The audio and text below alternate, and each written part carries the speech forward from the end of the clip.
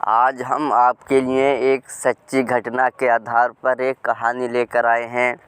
यह कहानी 15 जनवरी 2023 की यूपी के झांसी ज़िले की है, जिसमें एक बच्चे ने मां की लव मैरिज से परेशान होकर किया सुसाइड।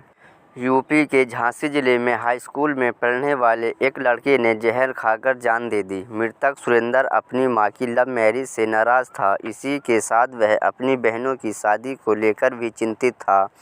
हालांकि इस मामले में सुरेंद्र के दादा ने हत्या का आरोप लगाते हुए जांच की मांग की है।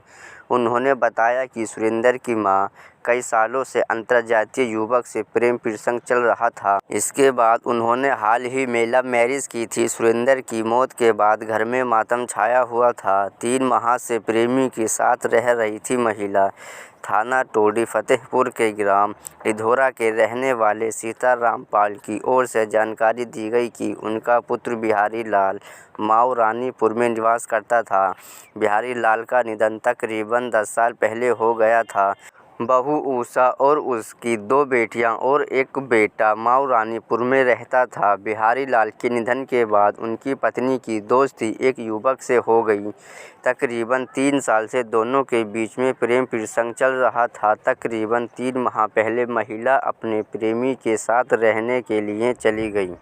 बेटे के समझाने पर भी नहीं मानी मां। मामले को लेकर सीताराम ने जानकारी दी कि प्रेम संबंध के चलते ही सुरेंद्र काफ़ी खफा था और वह अपनी मां को भी समझा रहा था कि वह दूसरी जाति के व्यक्ति से संबंध न रखे।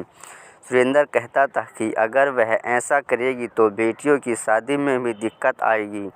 हालांकि तकरीबन 15 दिनों से दोनों बेटियां उन्हीं के पास रह रही थीं और सुरेंद्र अपनी बुआ के घर पर था। शनिवार को जब वह गांव आया तो मां को फ़ोन करने के बाद आधे रास्ते से ही वापस चला गया।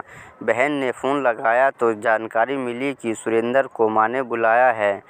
थोड़ी देर के बाद फिर से फ़ोन किया गया तो कॉल रिसीव नहीं हुई। इसके बाद सूचना मिली कि सुरेंद्र कमरे में बेसुध पड़ा हुआ है और पास में जहर की डिब्बी भी रखी हुई है।